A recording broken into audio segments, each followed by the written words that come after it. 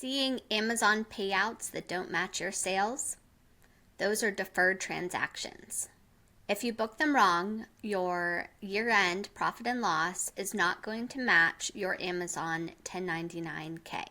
In the next few minutes, I'll show you how to fix things, but without overcomplicating your books. Hi, I'm Sarah from smallbusinesssarah.com. I help newer and smaller Amazon sellers get a handle on their bookkeeping and taxes in simple but accurate ways.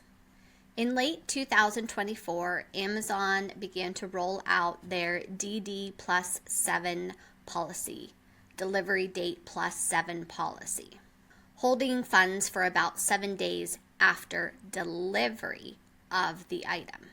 Through 2025, that has expanded to supposedly all sellers. That means settlements show only your released funds, while your 1099K shows released funds plus the deferred transactions, the DD plus 7 transactions. And that creates a mismatch between bookkeeping and the 1099K. So let's make those match. As a quick disclaimer, this video is for educational purposes only and does not represent accounting or tax advice. For that, talk to your accountant or tax pro. So here's what you'll learn in this video: where the numbers differ, the settlement report versus the 1099K, the simple year-end fix, which is my recommended approach for newer and smaller sellers, the monthly method fix, more for you type A personalities, and the exact journal entries that you will need, plus why we need to reverse those journal entries. Your Amazon monthly settlement statement only includes funds that have actually been released. But under DD plus 7, some Amazon transactions are still sitting in deferred at month end and not included on this monthly settlement statement. At year end, Amazon's 1099K that they send you includes those deferred transactions in their product sales number, even if your monthly statement didn't reflect that yet. That's why, especially in the first year where this is occurring, your Amazon product sales in your bookkeeping and on your monthly statements are going to look lower than the 1099K. And an important point to remember is that those deferred transactions do eventually make their way onto the Amazon monthly statement. It's just a matter of timing and the 1099K. So what's the fix? First, let me go over my recommendation for you newer and smaller sellers. So my goal with new and small sellers is to keep things simple but accurate. So to do that, we're actually going to just adjust things at year end, and that way we will tie to the 1099K at year end, but we're not going to be making a lot of extra work for ourselves. So you're going to do your Amazon bookkeeping like normal throughout the year using this Amazon monthly statement. And if you're not sure what I'm talking about how to do your monthly bookkeeping, then take a look at the Amazon bookkeeping video that I have both in the description and up in the card. And that's kind of your first step for how to approach your Amazon monthly bookkeeping. So as usual, we're going to do our bookkeeping as normal throughout the year. And then at the end of the year, we're going to look at the 1099K that we received from Amazon, which you can see on my screen here. As usual, we're going to use page 2 of the 1099K.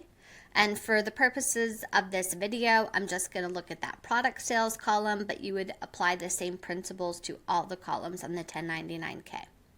So we have our profit and loss here on the left, and you can see that the profit and loss is showing Amazon sales of $226,572.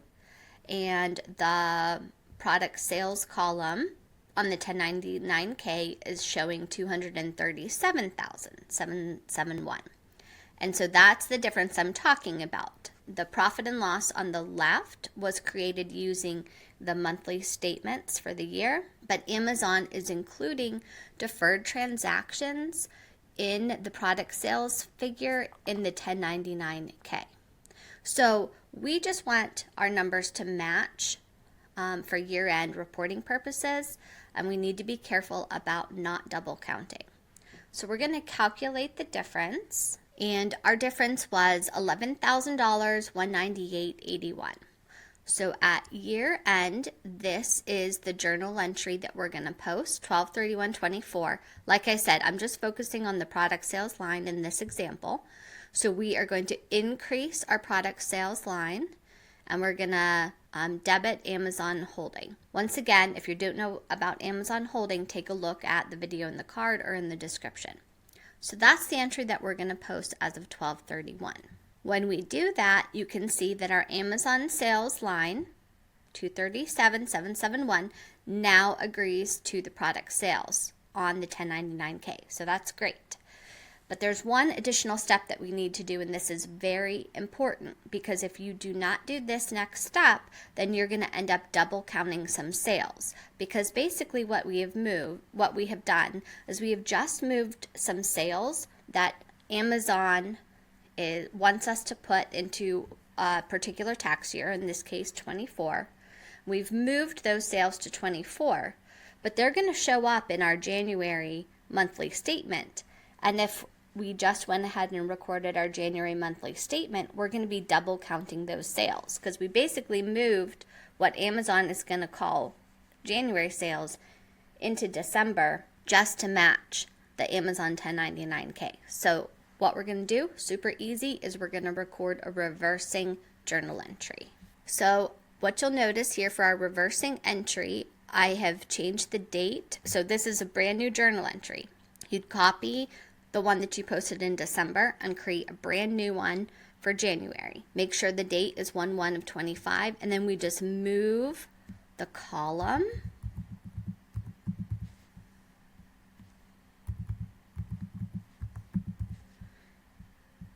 that the adjustments had been in. We move them from credits to debits and debits to credits.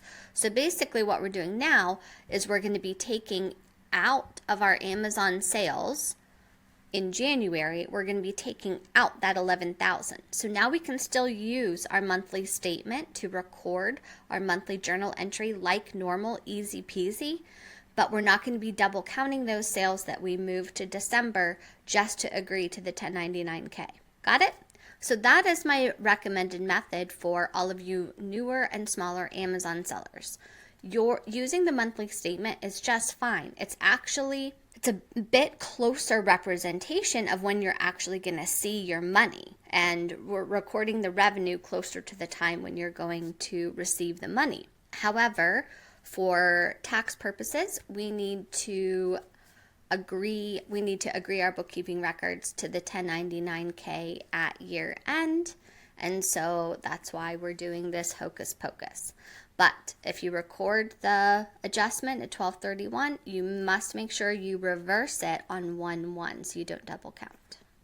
Okay, now for all of you type A personality people who want to make sure that monthly you are tying with how Amazon is going to present the 1099K at year end, you're going to do basically the same thing but do it monthly.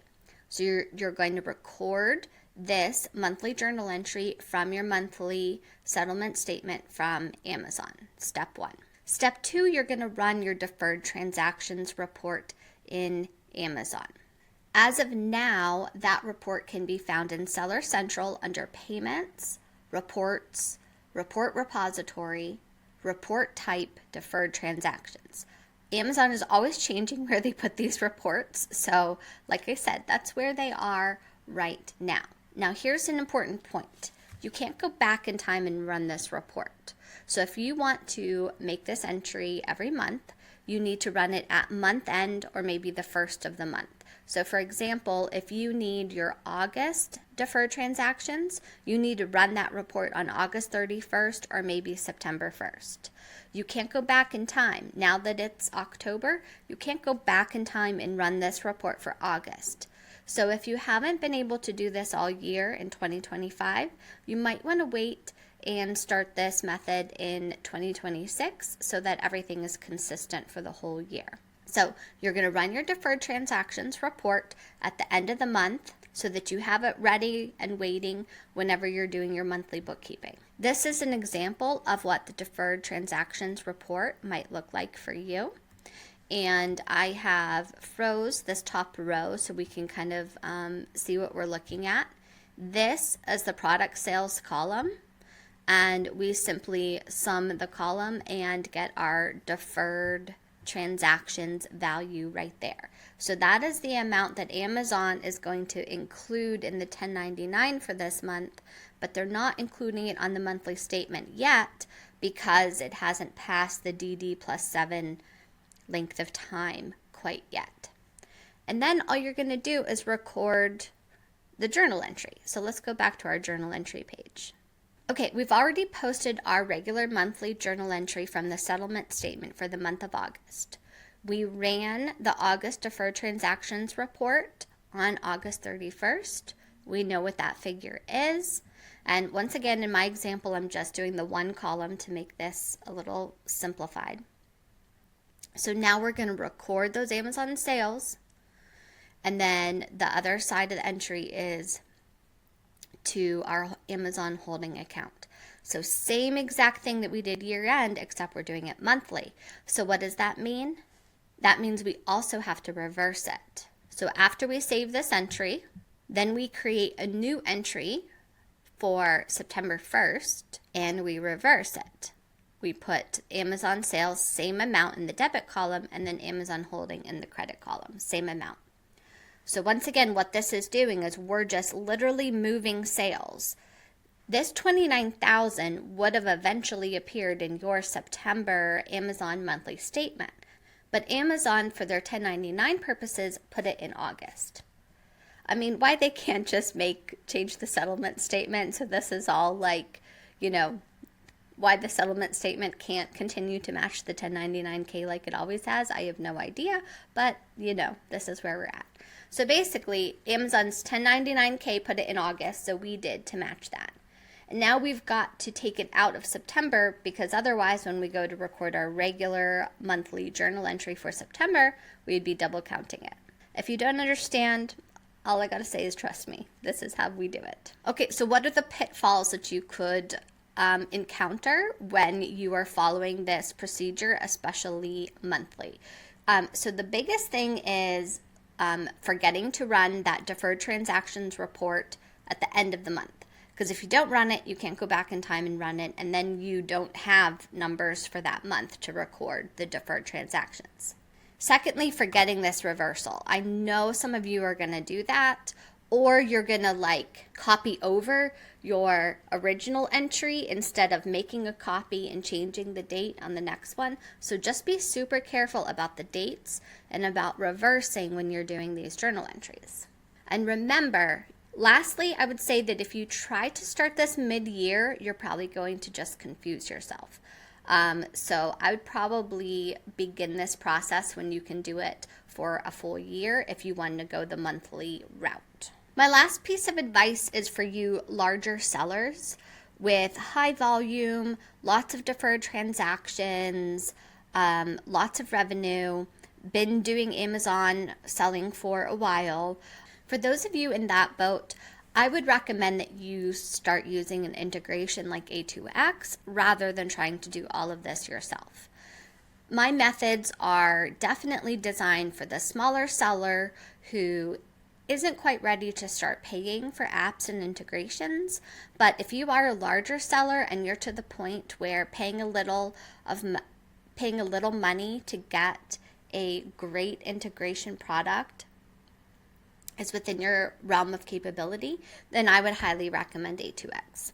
They are, I use A2X for a lot of my clients, and I'm very happy with their integration and how all of that works. So you might want to consider A2X recently developed a behind-the-scenes method for handling these deferred transactions as well, so you're in good hands with them. Okay, that's all I've got for you today. These deferred transactions are super confusing. Took me a little bit of time to wrap my head around what was going on, and I feel like Amazon wasn't super forthright about all of this information. If you would like an Amazon chart of accounts so that you can upload the chart of accounts into your QuickBooks online account and then be ready to go with all of these journal entries, then you can grab that in the description below. Otherwise, if this has been helpful, then I would really appreciate your like and your subscribe. It helps the channel so much. Thank you very much and have a great day.